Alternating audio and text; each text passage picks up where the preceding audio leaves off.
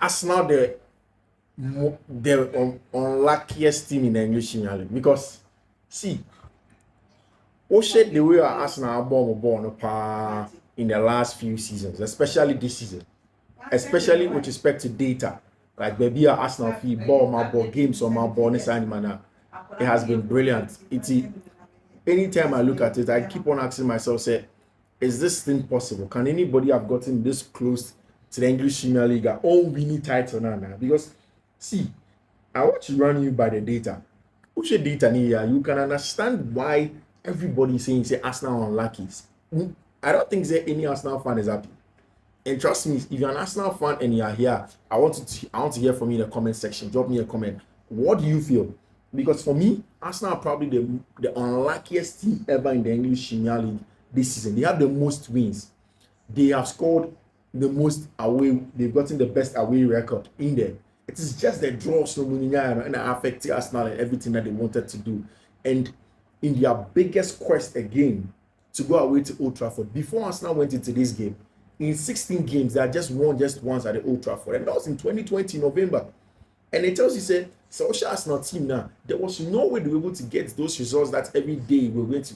And for me, Mikel Arteta has built a wonderful Arsenal side. It doesn't matter. It does not matter where you stand, whether you are an Arsenal fan or not. The quality of play of Arsenal Football Club. If you need them to be very resolute, they'll be resolute. Who here say Arsenal and good football now? Dictate the pace of the game, create chances, bust champagne football, saying they be a canon. They should play out from their back. They can do it. Last season, social Arsenal team now, all the biggest questions around them was when they had to show up, when they had to play ball, when they had to get some defensively solid teams. They were not there, and especially with the injury of William Saliba and the team, it was worried for Mikel Arteta and the Arsenal side. But this season, they have been near perfect, and still they are not being able to win it. And see, if you can, this is Fiifi-Manfred on YouTube, the show. If you are new to the channel and you've not subscribed, make sure you pause, go back, subscribe to the channel and turn on notification. It's important.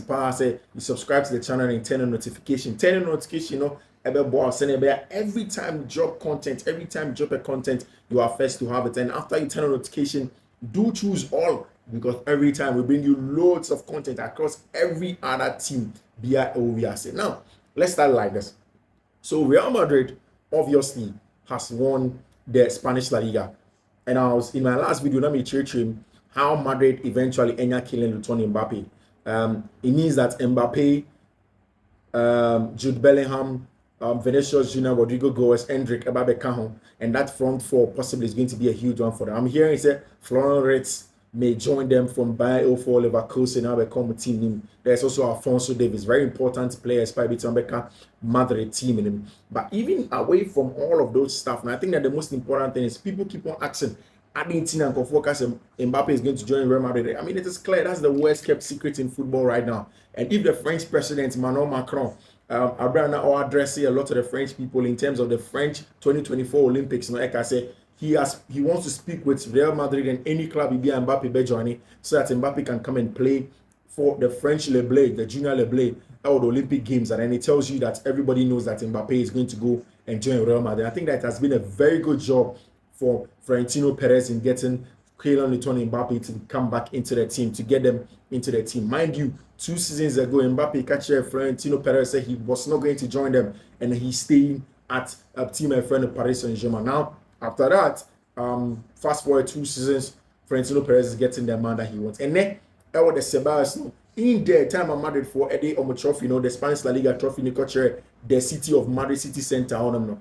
Obisa fans, they said, who do you want me to bring next? And everybody in there was shouting Mbappe, Mbappe, Mbappe, Mbappe. And I think that the new young French boy, Nechi Efri Cameroon, ne mami Cameroon, ne papa Cameroon, and ne mami Efri Morocco, ne papa Cameroon, Faisal Amari, and Wilfred Mbappe coming together. Kylian Mbappe is going to join Real Madrid. And somebody was asking, said, we are going to play the season. The boys are going to join the teams in July, August. The leagues will start. After the leagues, Now the various clubs are going to push their players to win the Ballon d'Or. So in case Real Madrid wins the Ballon d'Or, so in case Real Madrid wins the Champions League, who are they going to push to go ahead and win the Ballon d'Or? Is it Vinicius Junior? Is it Kylian Mbappe? And I said Jude Bellingham. Who is going to win the Ballon d'Or if Madrid decide to push one player? It's a big question. But Madrid, congratulations to them. We'll wait to see how all of that dynamics goes. As it stands now, for me, Vinicius Junior is the best player in the world right now. He has proven in those 2 games against FC Bayern Munich, against Manchester City,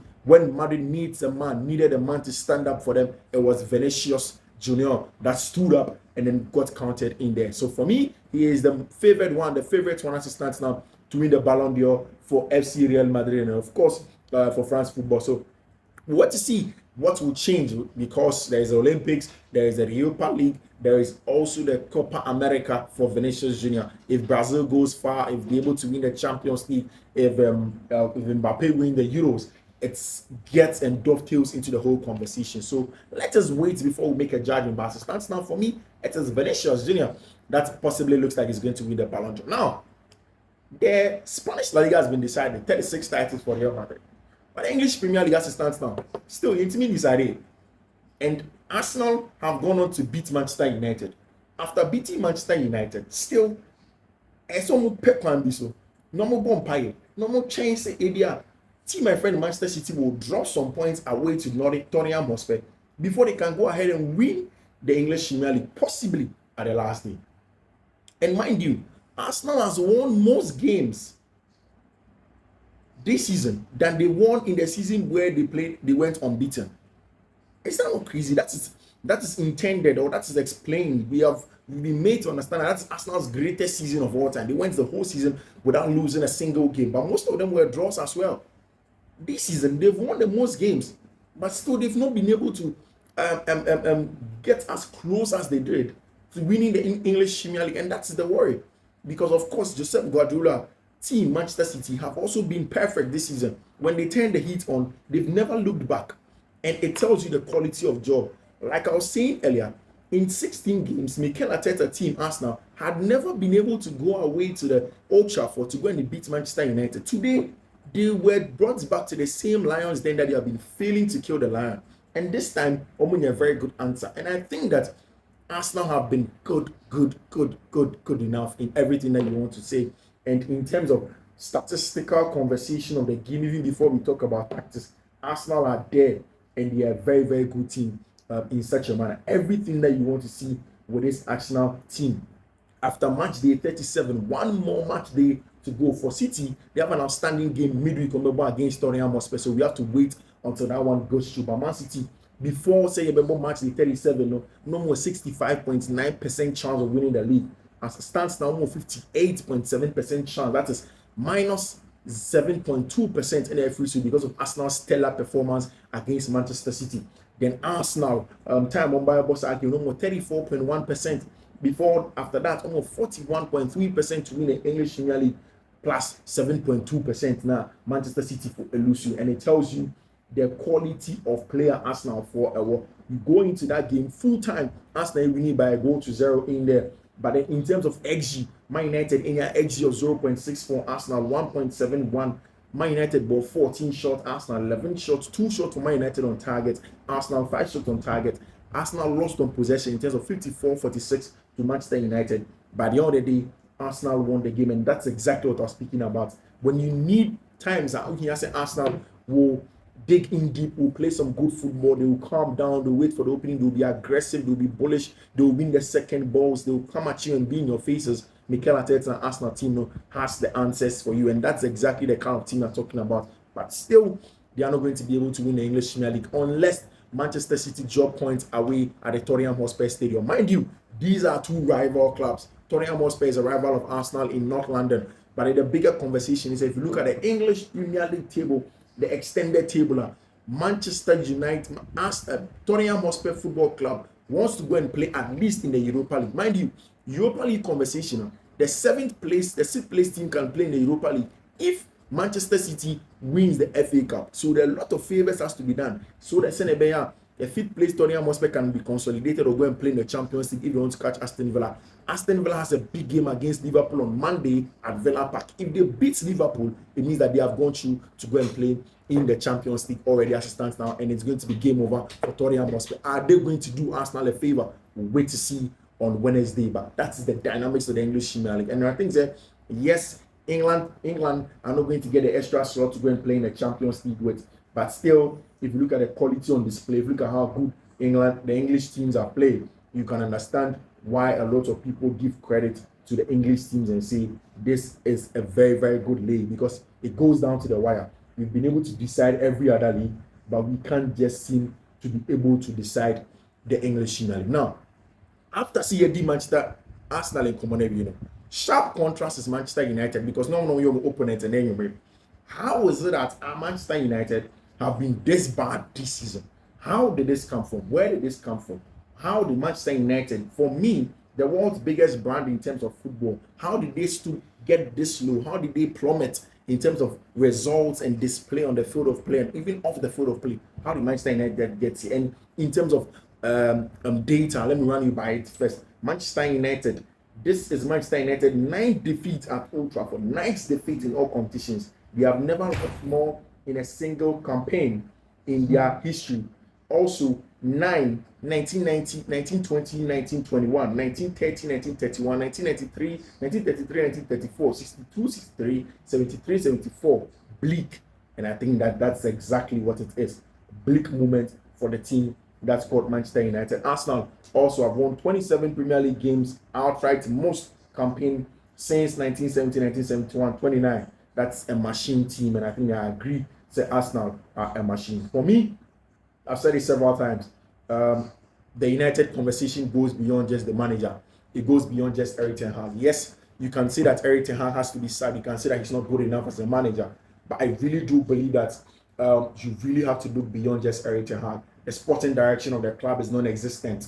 And I like the fact that Sir Bradford and the other guys have come in. Omar Berrada has come into the club. You are waiting for Dan Ashworth to come and add up to the team. It's going to be an excellent team for Manchester United to build. If you look behind Mikel Arteta, there's Edu Gaspar. If you look behind Jurgen Klopp in his heydays, in the times where they were delivering, there was Michael Edwards, there was William Ward, there is now Richard Hughes, and they are going to bring in Arne Slot to get a job done. There's a reason why Pep Guardiola wanted Chiki Bakistan, who he knew from his days at Barcelona, to come and join the City group of companies for them to be able to deliver and do their job.